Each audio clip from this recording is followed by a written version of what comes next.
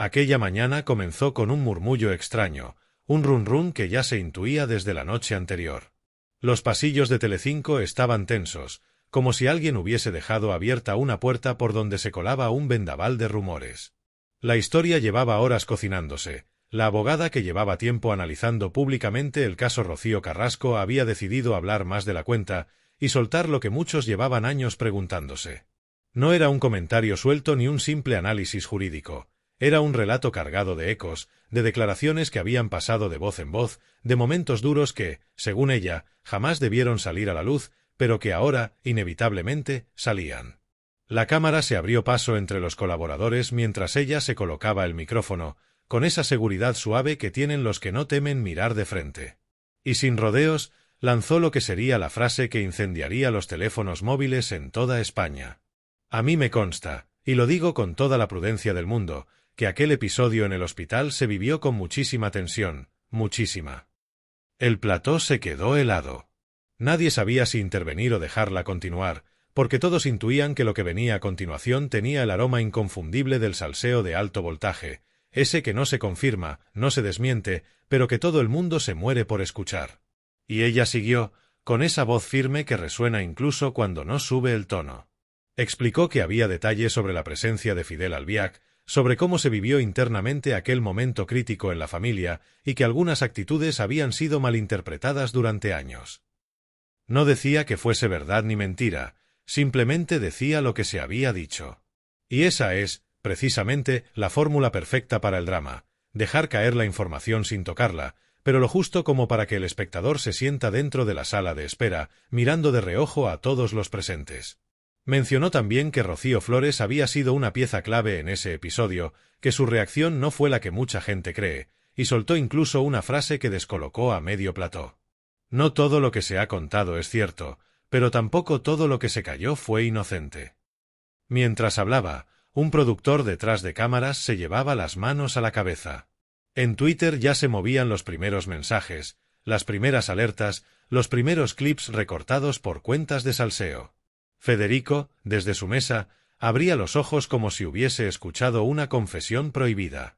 Y Jorge, que llevaba minutos intentando intervenir, simplemente se reclinó en su silla, consciente de que aquello iba a traer cola. No era un comentario más, era una bomba cuidadosamente envuelta en papel jurídico. Y de pronto, entre todo ese ambiente denso, la abogada soltó el detalle que nadie esperaba. Habló de una conversación que, según ella, había marcado un antes y un después. Rocío dijo: «Yo solo quiero que alguien me diga la verdad». Esa frase a mí nunca se me ha olvidado. El público respiró hondo.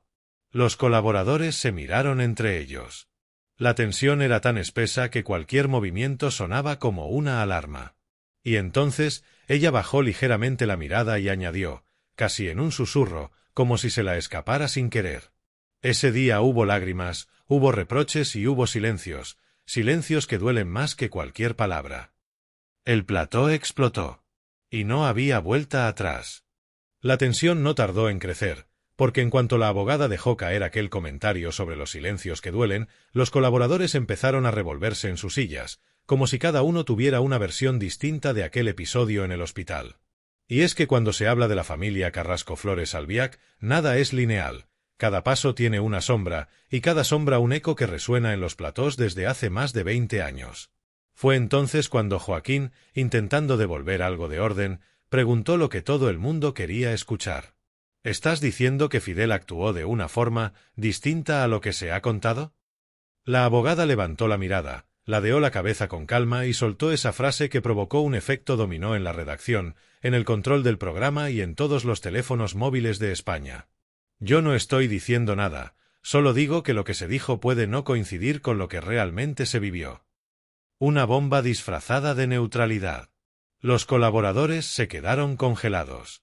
Era la manera más elegante y a la vez más incendiaria de insinuar que había piezas del puzzle que el público nunca había visto. Y aunque no confirmaba nada, la sola posibilidad encendió cada rincón del plató. Se empezaron a recordar momentos concretos: la llegada al hospital, las idas y venidas por el pasillo, los gestos tensos, las miradas esquivas, los susurros que, según algunos testigos indirectos, se podían cortar con cuchillo. No se hablaba de certezas, sino de sensaciones, de ese clima emocional que rodea a los grandes conflictos familiares. La abogada continuó. Aquella tarde hubo miedo, y no hablo de Rocío Carrasco, hablo de todos. Había una tensión que se podía notar solo con entrar por la puerta. Y sí, hubo palabras que no se deberían haber dicho, pero también hubo palabras que se deberían haber dicho y nunca salieron. Los ojos de los colaboradores se agrandaron. Gema López murmuró algo por lo bajo, otros se miraban como preguntándose si aquello podía traer problemas, pero también sabiendo que este tipo de declaraciones son precisamente las que mantienen al público pegado al televisor. Y entonces llegó el momento que nadie esperaba. La abogada empezó a hablar de la reacción de Rocío Flores, pero no desde el punto de vista mediático, sino desde el emocional. Comentó que, según varias versiones que ella había escuchado directamente, Rocío entró en una especie de bloqueo, que no sabía cómo afrontar una situación tan cargada. Y lanzó otra frase literal que dejó un nudo en el ambiente. Ella dijo: «Yo no sabía dónde ponerme, ni qué hacer, ni si mi presencia estaba ayudando o empeorando las cosas». Las cámaras enfocaron al público del plató, que respiraba al ritmo de la narración. Había quienes fruncían el ceño, quienes se llevaban la mano al pecho, quienes murmuraban entre ellos, porque esa frase abría de nuevo una herida que parecía cerrada, o al menos sellada con cinta adhesiva. Y sin embargo, lo más impactante de la intervención fue otra cosa: la forma en que la abogada insinuó que hubo momentos entre Fidel y Rocío Carrasco que nunca se contaron públicamente, momentos que, según ella, se interpretaron de una forma que no corresponde con lo que realmente ocurrió. No lo decía directamente.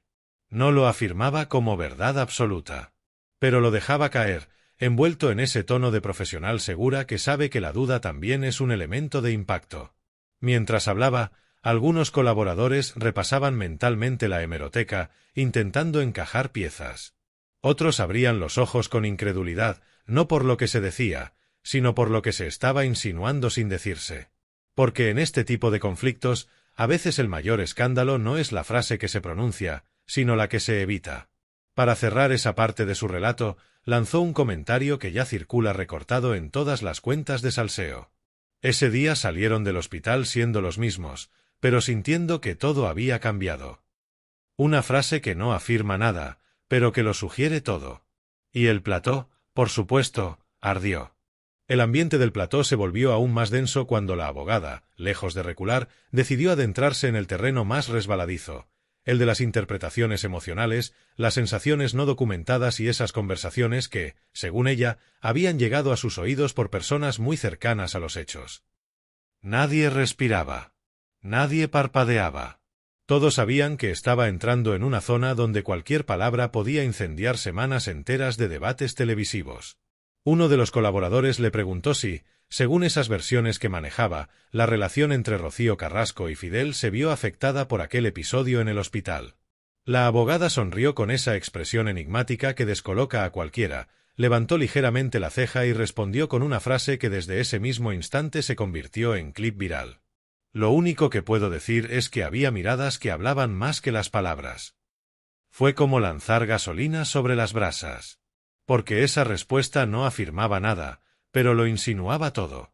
Y así es como funciona el salseo del bueno, no hace falta decirlo explícitamente para que el público lo entienda. En ese momento, algunos colaboradores empezaron a recordar lo que había circulado durante años: tensiones internas, reproches silenciosos, actitudes que algunos interpretaron como de protección y otros como de control, siempre sin pruebas, siempre como versiones, pero versiones que seguían vivas en la memoria colectiva. La abogada, lejos de desmentir o confirmar, caminaba sobre esa delgada línea que mantiene viva la historia sin comprometerse. Entonces retomó la cuestión de Rocío Flores, porque, según ella, el peso emocional de aquel episodio no había caído solo sobre la madre. Rocío estaba desbordada, totalmente, dijo con firmeza. Había un momento, según me contaron, en el que ella dijo literal: «No me escuchan. Nadie me escucha». El plató se estremeció. Fue imposible no imaginar la escena.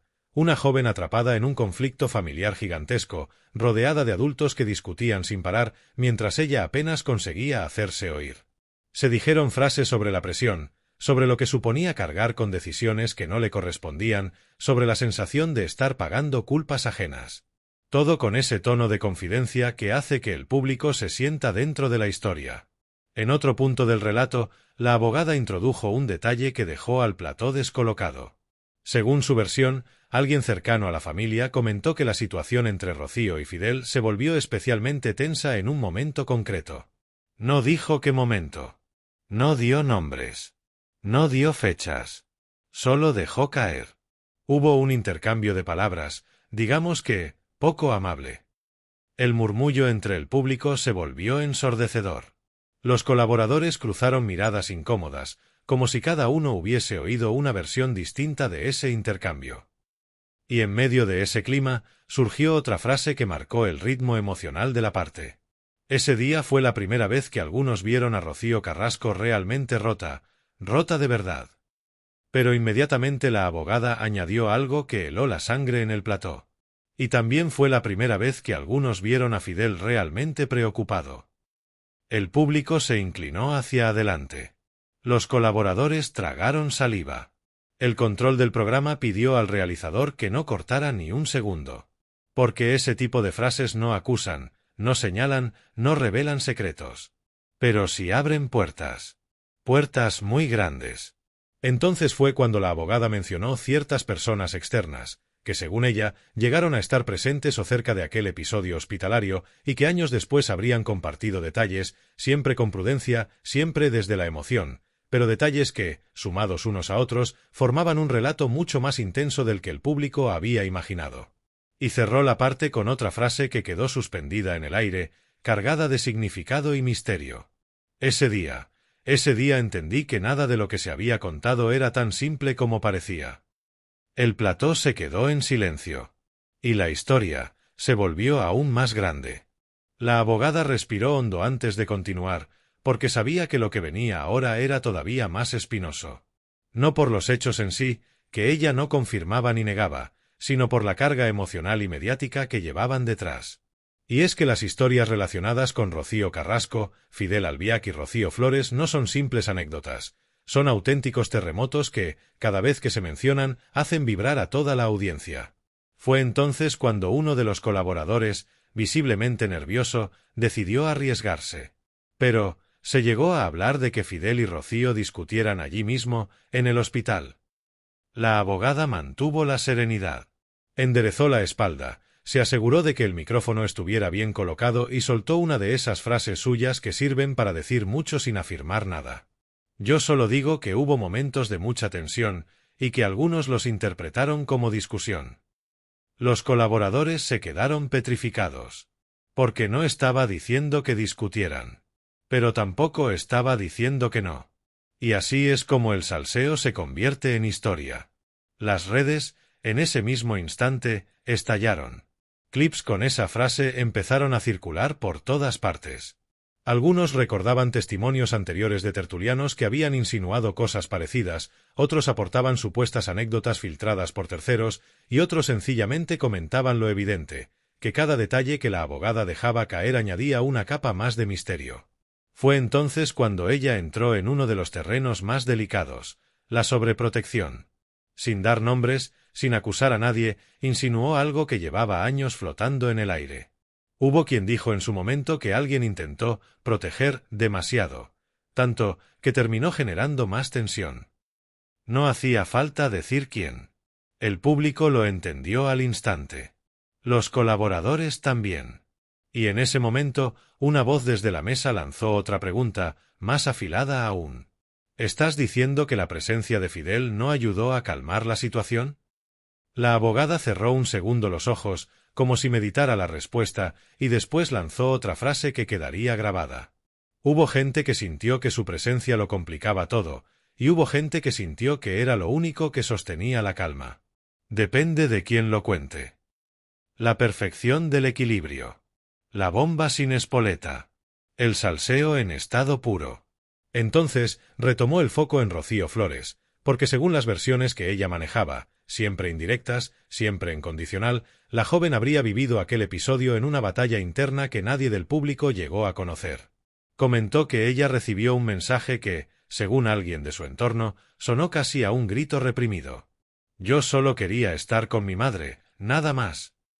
La frase cayó como un trueno. A partir de ese momento, las versiones que ella relataba, no como certezas, sino como ecos que le habían llegado, pintaban un cuadro emocional desgarrador: corredores fríos, familiares entrando y saliendo, teléfono sonando sin parar, el personal sanitario pidiendo calma, y las tensiones acumuladas durante años explotando en el peor momento posible. La abogada incluso mencionó que en un punto de la tarde, alguien cercano a la familia describió la escena con estas palabras: era como si cada uno estuviera en una habitación distinta aunque estuvieran todos juntos. Una metáfora perfecta para una familia fracturada. Y entonces, sin previo aviso, soltó una frase que nadie vio venir. Ese día se rompieron cosas que nunca se han contado y que no sé si algún día se contarán. El plató entero se quedó inmóvil. Los colaboradores no se atrevían ni a beber de sus vasos de agua. Los cámaras mantenían el plano fijo, temiendo perderse un guiño, un gesto, una microexpresión. El público en casa enviaba mensajes a toda velocidad. Y la abogada, con voz suave pero firme, añadió una última frase literal que dejó la sala en absoluta tensión. Una de las personas presentes dijo: «Después de hoy, ya nada será igual». Y el silencio que vino después fue más escandaloso que cualquier palabra. Cuando la abogada terminó esa última frase, «Después de hoy, ya nada será igual», el plató quedó suspendido en un silencio casi religioso. No era el silencio incómodo de cuando alguien mete la pata, era ese silencio denso, el que solo aparece cuando todo el mundo es consciente de que acaba de escuchar algo que marca un antes y un después. Los colaboradores estaban tan quietos que casi parecían parte del decorado. Y, en el fondo, había una sensación extraña, como si todos sintieran que lo que acababa de ocurrir no se quedaría ahí, que esto no era un simple comentario, era el inicio de algo más grande. Los espectadores en casa inundaban las redes. Cada frase literal que había soltado la abogada se convertía en titular, en clip, en hilo, en debate interminable. Y lo más sorprendente era que ella no había afirmado nada directo, había hablado de sensaciones, de versiones, de lo que otros dijeron haber visto o vivido. Pero aún así, la historia había explotado como si hubiese dado nombres, fechas y documentos. Y esa es la magia y la tragedia de este tipo de relatos. Basta con insinuar para que el público complete el resto. Uno de los colaboradores rompió finalmente el silencio, con una voz temblorosa que intentaba sonar firme. ¿Te das cuenta de que lo que acabas de decir va a generar un tsunami? La abogada sonrió, pero no con prepotencia, más bien con resignación. Yo solo cuento lo que se ha contado. Lo demás, que cada uno saque sus conclusiones. Era una frase tan simple como demoledora, porque en esa última línea descansaba el núcleo del salseo, la invitación al espectador a interpretar, a imaginar, a completar los huecos que nadie va a rellenar oficialmente. Los colaboradores empezaron a reaccionar. Algunos cuestionaban la prudencia de llevar estas versiones a la televisión. Otros defendían la importancia de dar contexto. Y otros, los más veteranos, simplemente asentían, porque ya habían vivido cientos de episodios parecidos y sabían que ciertos temas son imposibles de contener una vez que salen a la luz. Se habló de la fragilidad de las relaciones familiares, del peso de los recuerdos, de cómo un solo día en un hospital puede marcar décadas de reproches, distancias y silencios. Se habló de Rocío Carrasco, de Fidel, de Rocío Flores, siempre desde esa perspectiva emocional, siempre desde el esto se dijo, nunca desde la afirmación rotunda. Pero aún así, era imposible no sentir que había allí un terremoto escondido bajo las palabras. Y mientras el debate se encendía, la abogada lanzó una última reflexión que dejó a todos en shock. Quizá algún día se cuente la verdad completa, pero si llega ese día, que nadie se sorprenda si no coincide con la versión que el público cree conocer. Esa frase cayó como un portazo. Porque eso es lo que hace que este tema sea tan potente, tan adictivo, tan difícil de soltar, la idea de que siempre hay algo más, de que nunca conocemos toda la historia, de que lo que se dice y lo que se calla forman dos versiones distintas de una misma realidad. El programa fue cerrando poco a poco mientras las cámaras recogían primeros planos de los colaboradores, algunos tensos, otros reflexivos, otros directamente desbordados por la magnitud de lo que acababan de escuchar. Las redes marcaban picos de audiencia. La historia ya estaba en todos los informativos digitales de Corazón. Y el público, pegado a la pantalla, sabía que aquello no terminaba aquí. Porque estas historias no terminan. Solo evolucionan. Se transforman. Se reescriben. Y cuando las luces del plató comenzaron a apagarse, el narrador, esa voz que acompaña al público desde el inicio, dejó caer la frase final que define todo el espíritu del canal. Si queréis saber qué más ocurrió, qué nuevas versiones están circulando y que se está moviendo ya en los pasillos de televisión, suscribíos, activad la campanita y quedaos en Salseo hoy. Porque aquí, donde termina una historia, siempre empieza otra.